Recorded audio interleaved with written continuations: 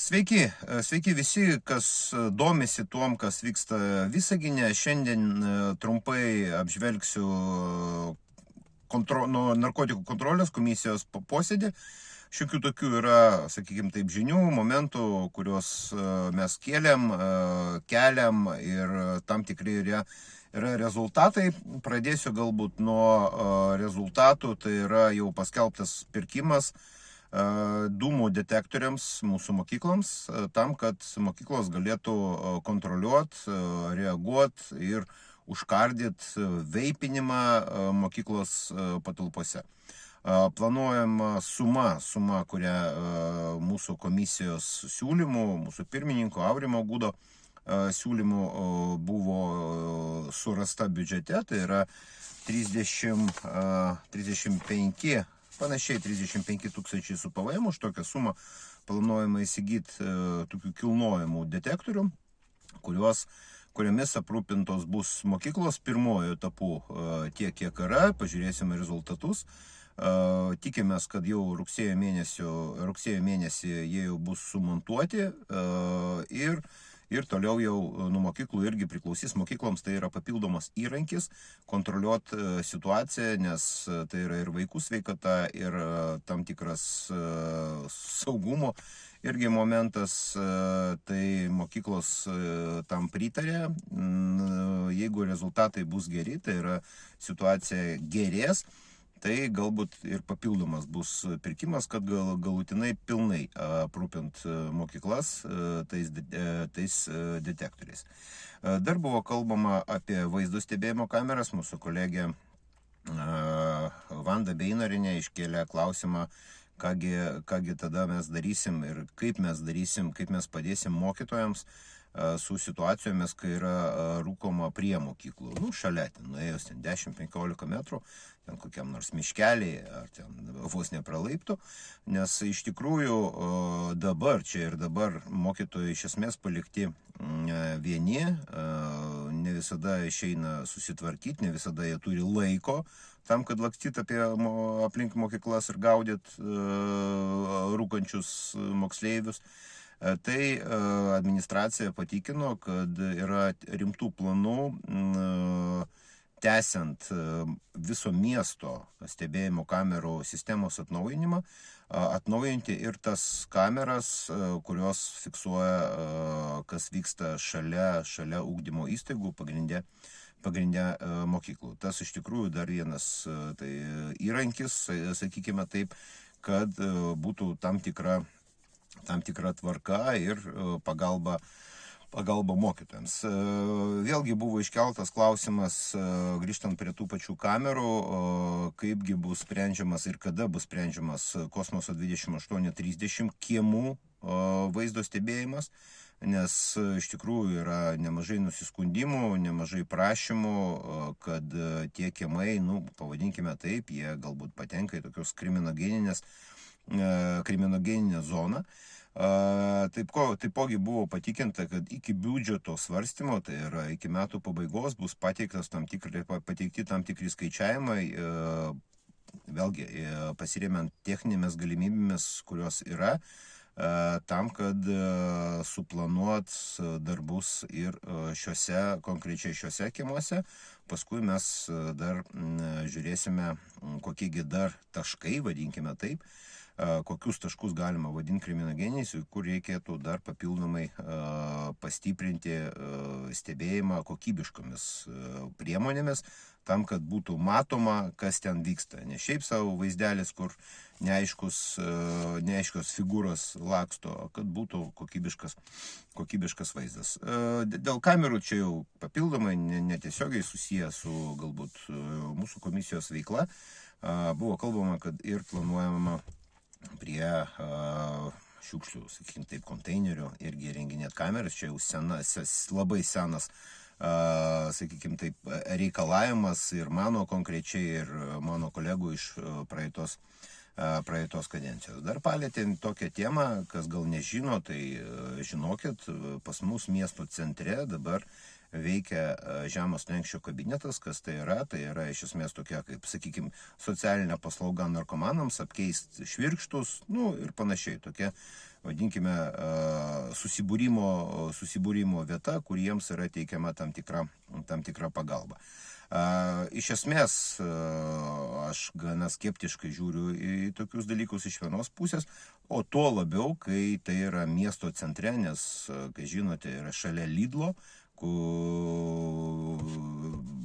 bukvaliai, jeigu mes taip žiūrėtumėm į kitus miestus, į didžiuosius miestus, tai Vilniuje tai turėtų būti Gedimino prospekte toks kabinetas, jo Kaune Laisvės alėja, kas, sveikų protų nesuvokiama.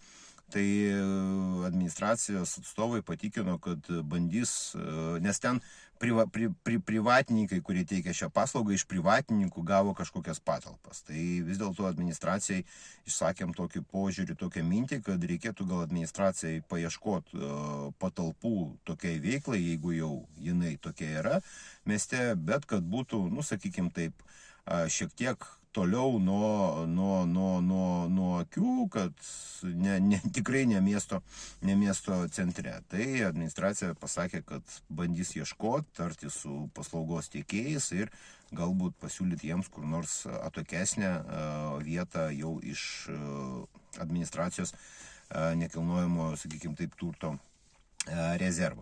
Aptarinėjom ir bendrai tokius dalykus.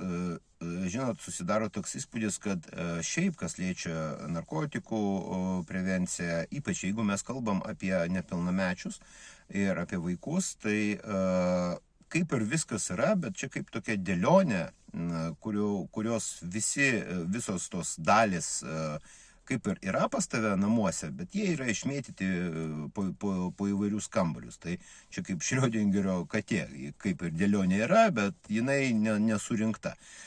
Kaip ir mokyklos turi kai ką, ir administracija daro kai ką, ir policija daro kai ką, bet akivaizdžiai trūksta to bendro paveikslo. Tam tikri, vėlgi, žingsniai ir sutarimai apie tai, kad reikėtų judėti, kad ta sistema būtų vieninga, dabar jaučiama ir poreikis toks jaučiamas ir iš jaunimo, ir iš švietimo bendruomenės. Tikiu, kad mes pasistumėsime šią linkmę, nes ir komisija pakankamai darbinga. Kas dar kalbėjomės apie jaunimo vartojimą, policija pateikė tam tikrą informaciją, kad pasirodo pas mus mieste, vėlgi, iš turimos oficialios informacijos, tai yra populiariausias narkotikas, kuris yra aptinkamas pas jaunuolius, iš kurių galima paimti, sakykim taip, jau kraujo tyrimus ir panašiai. Tai yra korfentanilis, aš net užsirašiau, niekada apie tokį negirdėjau. Tai yra sintetinis narkotikas, kuris šiaip naudojamas vos net darbui ten su drambliais, realiai iš tos krypties. Pakankamai sunkus daiktas, pakankamai sunkus dalykas. Ir čia, žinot, kai buvo pusiau juokais, džiugavo Vilniaus burbulo atstovai, kad pažiūrėkit, kad ten pas mus vos ne mokyklose kokainas, ten mes tokie visi gražus ir tokie visi pažangus, tai, pas mus, sakykim taip, tikrai nieko gero šitoj vietoj. Be abejo, buvo išsakyto iš mano pusės tam tikrai priekaištai ir jaunimo atstovams, nes gaunasi, kad jaunimas kaip ir viską žino, bet su policija nelabai bendradarbiauja. Tai ir gaunasi toks, kad mes viską žinom, darykit ką nors, o mes jums nieko nepadėsim.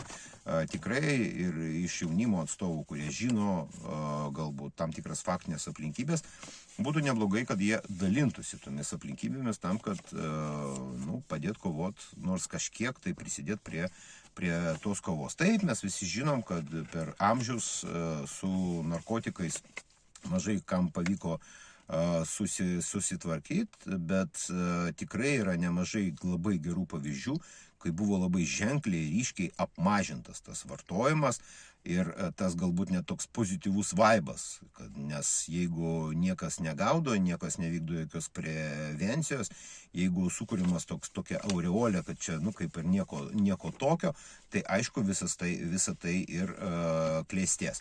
Jeigu sukūrima nepakantumo atmosfera, tada tikrai mes galim tikėtis tam tikrų pozityvių rezultatų. Dar vienas aspektas, čia jau mes nusprendėm kreiptis pas kolegas iš socialinių reikalų ir sveikatos komiteto narius, nes šiandien buvo patvirtinta informacija tam tikra. Neseniai, jau po to skaudaus labai įvykio, kai nepilnametė mirė, taip, visą miestą tai yra sukrėtė, vėlgi ten apsinuodijus dujomis ar dar kažkom, buvo įvykis, kai nepilnametis asmuo buvo pristatytas į ligoninę ir pakankamai rimtos būklės, apsinuodijus alkoholiu. Kaip šiandien mums patvirtino administracijos atstovai, kad tai iš esmės ne pirmas atvejis ir svarbiausias aspektas yra tame, kad kai mes kalbam apie tuos nepilnamečius asmenys, kurie patenka su alkoholiniu, kaip minimum alkoholiniu apsinuodijimu rimtu, jie yra iš institucinės globos. Tai yra de facto, jie yra prižiūrimi ir turi būti prižiūrimi vienos mūsų, sakykim, tai biudžetinės įstaigos. Ir tai yra tas pagrindinis klausimas, dėl ko mes kreipėmės į profilinį komitetą, tam, kad jie panagrinėtų, kamegi čia yra problema, nes, sutikit, tai yra problema, nes jeigu tai ne pirmas kartas ir kai ne pirmas kartas, kai vaikui faktiškai yra gyvybės ir mirties, ant gyvybės ir mirties slenksčio atsiduria, tai galbūt kažkas ne taip. Galbūt kažkas kažkur kažką ne taip daro arba turėtų daryti kitaip. Taip galima visada sakyti, kad čia reikia kreiptis į Seimą, keisti įstatymus tam tikrus, tačiau turim žiūrėti pas save, savo kiemą, čia ir dabar. Tai kaip vyks toliau, kaip sureagos kolegos iš sveikatos apsaugos komiteto, pirmininkas Andrėjus Akopovas, tai tikrai mes pažiūrėsim, ką jie įsiaiškins, kaip jie įsiaiškins, nes tikrai tai tam tikras labai rimtas ženklas. Tai kol kas tiek. Apie sekančius veiksmus ir judesius ir naujienas informuosiu atskirai. Dėkui už dėmesį, viso gero.